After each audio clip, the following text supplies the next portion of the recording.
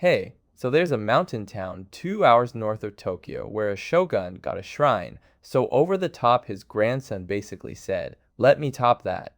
And then a volcano made a lake at the top of a mountain.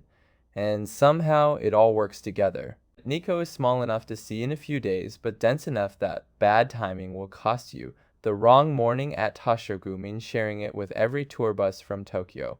I mapped out the whole 3-day route in a template: shrines, waterfalls, Highland hikes, all of it, so grab that from the link in the description if you want it ready to go.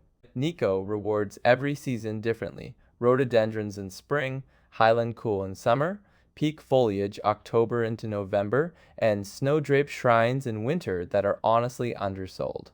Day 1 is the reason most people come to Nikko, a vermillion bridge over a gorge, Japan's most ornate shrine complex, and the quiet Buddhist temple next door that most tour groups walk right past.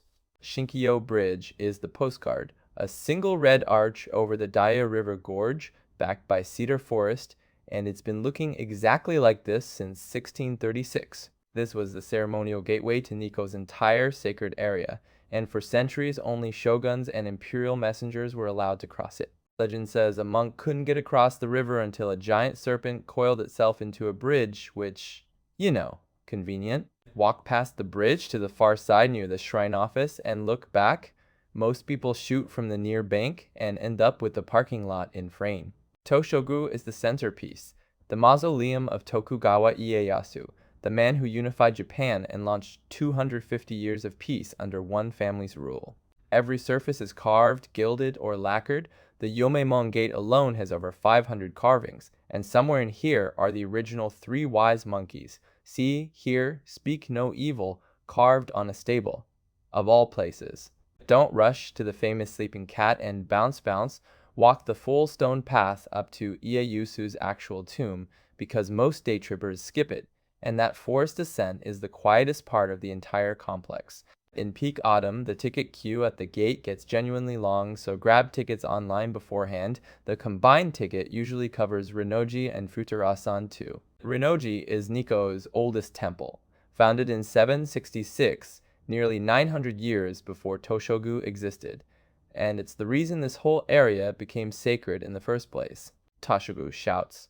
Rin'nōji murmurs. The Taiyuan Bio mausoleum here uses the same gold and lacquer vocabulary, but dims the volume.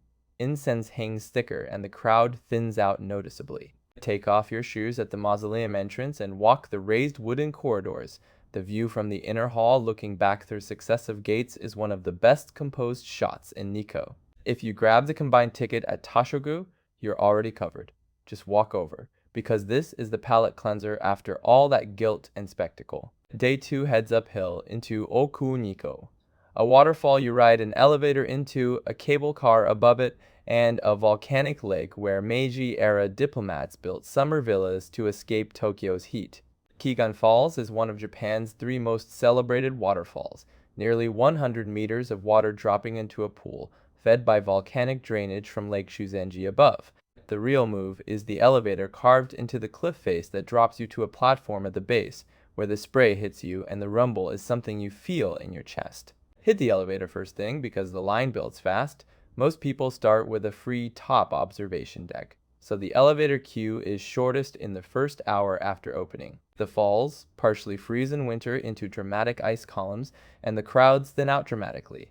A fair trade if you don't mind the cold. The Akechidaira Ropeway is a 3-minute cable car ride that lifts you above Kegon for the big picture, the falls draining out of the lake into the gorge, surrounded by the volcanic amphitheater. Suddenly you see how it all connects.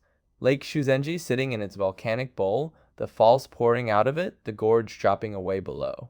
The observation platform at the top is smaller than you'd expect, so take your photos and head down. It gets crowded fast on autumn weekends. One heads up. The ropeway closes in high winds, so check conditions before you lock in your morning around it. Lake Chūzenji sits at 1,269 meters elevation, formed when Mount Nantai erupted roughly 20,000 years ago and blocked a river, leaving a volcanic caldera lake that feels like a different country from the shrine zone below. Meiji-era foreign diplomats figured out that the altitude made this place cool enough to escape Tokyo's summer heat, and the Italian and British embassy villas they built still stand on the shore. walk east along the southern shore past the Italian Embassy Villa. That's where you get the clearest unobstructed views of Mount Nantai's near perfect cone reflected in the water. The Irohazaka road up here has 48 hairpin turns. If you're motion sensitive, grab the front seat on the bus because that ride is not subtle. Day 3 is the active one. A boardwalk hike across a highland marshland named after a battle between two gods, a wide warm water cascade at the end of it, and a 106-room imperial villa back in town to finish. Senjōgahara is a vast flat marshland at 1,400 meters with a wooden boardwalk trail through golden grass and scattered birch. It genuinely feels like walking through a landscape painting. The name means battlefield plateau. Legend says two mountain gods fought here and flattened the land, and honestly, standing in the middle of it, that story makes more sense than you'd think. Start early because the trail is fully exposed and the highland wind picks up hard in the afternoon. Bring a windproof layer regardless of season because at this altitude with no tree cover, it gets cold fast. Even on busy autumn weekends, the trail never feels cramped because it's long enough to disperse people. One of those rare places where the crowds solve themselves. Yudaki is the payoff at the end of the Senjōgahara walk. A 70-meter wide curtain of water pouring over a rock ledge into a pool, and it's a wall of water more than a column. Hot springs feed into the cascade, so the water at the base actually feels warmer than the other falls in the area. A small but very welcome detail if you've been hiking in the cold. Most day trippers never make it this far up into Oku-Nikko, which is why you'll share the viewing area with maybe a handful of people, even on a busy weekend. The sound here is a low roar rather than a crash, water spreading wide across rock, and arriving at it mid-hike feels like the trail actually built towards something. Tamazawa Imperial Villa is the largest surviving Meiji-era imperial villa in Japan. W6 rooms of cypress wood craftsmanship where tatami spaces sit next to rooms with Western chandeliers. Is a time capsule of the moment Japan was figuring out how to be modern without becoming Western, and the contrast between the two architectural languages inside one building tells that whole story. After a morning of exposed highland hiking, this is a warm, quiet, climate-controlled place to land, and you'll often have entire rooms to yourself because most visitors never make it past the shrine zone. Look down while you walk through. The tatami patterns and floor markings show where furniture was placed for different imperial visits, and the bilingual signage is genuinely worth reading. 3 days in Nikkō moves you from gilt shrine overload to the bottom of a cliff under a waterfall to a silent marshland at altitude. It's a small town that somehow contains an unreasonable range of Japan. The whole 3-day route is in that template, editable, with a map view, ready to tweak for your pace, so grab it from the link in the description. Let me know which season you'd pick for Nikkō, or drop your must-see stop if you've been before.